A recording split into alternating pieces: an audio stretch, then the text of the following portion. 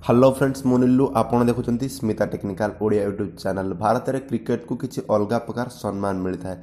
Cricket खेल को सभी पसंद करते चलती भारत क्रिकेट फेस्टिवल माने आईपीएल दुनियार सबुठ अधिका देखा क्रिकेट लीग हूँ आईपीएल।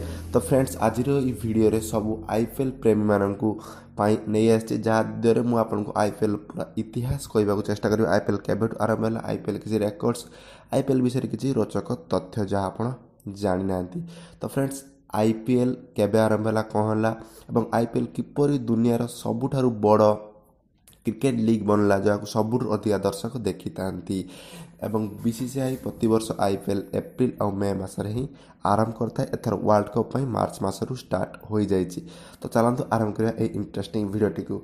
वीडियो आरंभ करने पूर्व जदि आप आम चैनल को सब्सक्राइब करना तेज आम चैनल को एवं ही सब्सक्राइब कर दिंतु। तो आईपीएल किपरि आरंभ है, 2007 रे प्रथमे आईसीएल आरंभ होता इंडियन क्रिकेट लीग जहाँ पाखे बीसीसीआई कि आईसीसी सहायता नाला कि बीसीसीआई आईसीसी कर गोटे प्राइवेट लीग था। बीसीसीआई तापर बहुत रागी जाता से कही जेकोसी इंडियन प्लेयर जी कि इंडिया तरफ खेलुंट जो से आईसीएल खेलेंगे से लाइफ टाइम बैन करदेव 2007। और किछि मास पर 2007 13 सेप्टेम्बर बीसीसीआई अनाउंस करदेला कि बीसीसीआई निजे एक क्रिकेट लीग आरंभ करा जाऊँगी जार ना हो आईपीएल बा इंडियन प्रीमियर लीग। 2007 रे आरंभ हो जाता मतलब अनाउंस।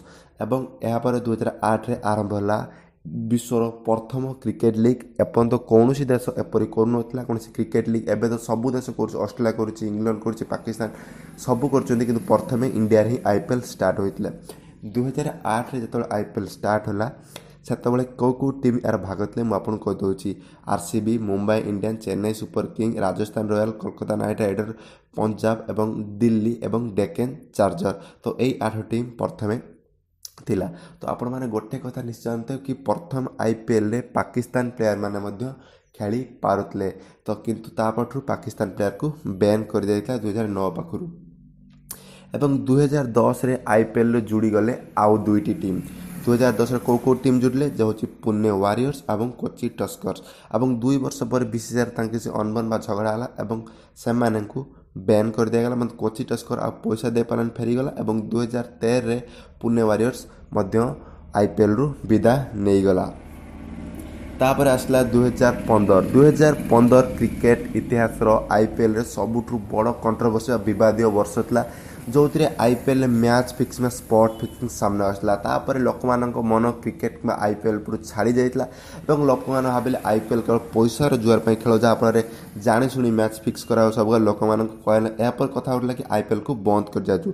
2015 बहुत सारा क्रिकेट सामने आसला जो मैंने कि स्पॉट फिक्सिंग मैच फिक्सिंग करते से लाइफ टाइम बैन कराला। से इंडियन क्रिकेटर ईशांत शर्मा का ना आसला किंतु एपर्यंत प्रमाण हो पारानी से जड़े फिक्सिंग करते से कोर्ट एवं छाड़ी देती। किंतु 2015 ये जो स्पॉट फिक्स आसवा पर चेन्नई एवं राजस्थान रॉयल को 2 वर्ष क्रिकेट रु बैन मतलब आईपीएल रु बैन कर दिया और तार जगह नहीं गुजरात लायन एवं राइजिंग पुणे सुपर जायंट। एवं राइजिंग पुणे सुपर जायंट 2 वर्ष खेल सारापर पुणी चेन्नई एवं राजस्थान आईपीएल को फेरी आसते। तो मैं आईपीएल कथा क्यों टीम केथर लेखा जीत। तो एबे हमें कथा क्यों टीम केथर लेखा फाइनाल जीतती। तो प्रथम आईपीएल जीति राजस्थान रॉयल एवं सेकेंड आईपीएल जीति डेक्कन चार्जर जी कि एबे सनराइजर हैदराबाद हो जाइए। यही 2 टीम 2टी थर जीतती और 3 थर जीतती मुंबई इंडियंस एवं चेन्नई। तो चेन्नई मुंबई जीतती 3 थर, राजस्थान जीति थरे, हैदराबाद डेक्कन चार्जर जीति थरे, सनराइजर हैदराबाद जीति थरे और कोलकाता नाइट राइडर जीति 2 थर। तो 11 थर हो जाइए, 12 थर एथर किए जीति देखा। तो आपन को सबुठ रोचक तथ्य गोटे कहीदे आप जानले आश्चर्य हे। 2009 रे हैदराबाद बेंगलोर फाइनल को जाते से मैच रे हैदराबाद बेंगलोर को हरई। 2016 रे बेंगलोर एवं हैदराबाद पुणी फाइनल को जाते पुणी बेंगलोर हारता पुणी से हैदराबाद जीति जाता। दिल्ली डेयरडेविल्स एपरी एक गोटे टीम जे जीवन में केबे फाइनाल खेलिनी। आउ सब टीम थर थर फाइनाल खेली किंतु दिल्ली केबे ता जीवन में फाइनाल खेलिनी। गेल होचंती आईपीएल सबुठ अधिक स्कोर करथिबा बैट्समैन जे कि 175 रन करचंती पुणे वारियर्स विरुद्ध रे। गेल होचंती आईपीएल सबुठ अधिक मैन ऑफ द मैच जीतिथिबा खेलाड़ी एवं ୱାର୍ଣ୍ଣର ଏବଂ ଗେଲ୍ ହେଉଛନ୍ତି ଏପରି ଦୁଇଟି ବ୍ୟାଟ୍ସମ୍ୟାନ୍ ଯେ ଦୁଇ ଥର ଅରେଞ୍ଜ କ୍ୟାପ୍ ଜିତିଛନ୍ତି ଏବଂ ଭୁବନେଶ୍ୱର କୁମାର ଏବଂ ଆଉ ଗୋଟେ କ୍ରିକେଟର ଯାହାର ମୋ ଧ୍ୟାନ ନାହିଁ ତା ନାଁ ମନେ ପଡ଼ୁନି ସେଇ ଦୁଇ ଜଣ ଦୁଇଥର ପର୍ପଲ୍ କ୍ୟାପ୍ ନେଇଛନ୍ତି। ଚେନ୍ନାଇ ହେଉଛି ଏପରି ଏକ ଟିମ୍ ଯାହା କେବେ ତାଙ୍କ କ୍ୟାପ୍ଟେନ୍ ଚେଞ୍ଜ ହୋଇନି। CSK ର ସଦାବେଳେ କ୍ୟାପ୍ଟେନ୍ ଧୋନି ରହି ଆସିଛନ୍ତି। IPL ସବୁଠାରୁ ବଡ଼ ଝଗଡ଼ା ମଧ୍ୟ ସବୁଥର ବିବାଦ ହୁଏ। କୋହଲି ଗମ୍ଭୀରଙ୍କ ବିବାଦ ସବୁଠାରୁ ଅଧିକା ହୋଇଥିଲା ସେମାନେ ପିଚ୍ ଉପରେ ଭିଡ଼ି ଯାଇଥିଲେ। ପାର୍ଥିବ ପଟେଲ ଏପରି ଏକ ଖେଳାଳି ଯିଏକି 6ଟି ଟିମ୍ ତରଫ 11 ପଞ୍ଜାବ ହେଉଛି ଏପରି ଏକ ଟିମ୍ ଯିଏକି 11 ବର୍ଷରେ 11 ଥର ତାର କ୍ୟାପ୍ଟେନ୍ ଚେଞ୍ଜ କରିଛି। ମାତ୍ର ଏଇଥର ଅଶ୍ୱିନ ରହିଛନ୍ତି ଯେଉଁ 8 ବର୍ଷ ଥିଲେ ଏ ବର୍ଷ ମତଲବ ତାର 11 ବର୍ଷରେ 11 ଥର ତାଙ୍କର କ୍ୟାପ୍ଟେନ୍ ଚେଞ୍ଜ ହୋଇଛି।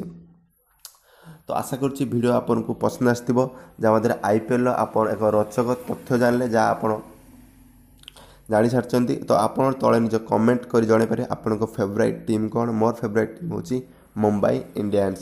ତ ଆଶା କରୁଛି ଭିଡ଼ିଓ ଆପଣଙ୍କୁ ପସନ୍ଦ ଆସିଥିବ।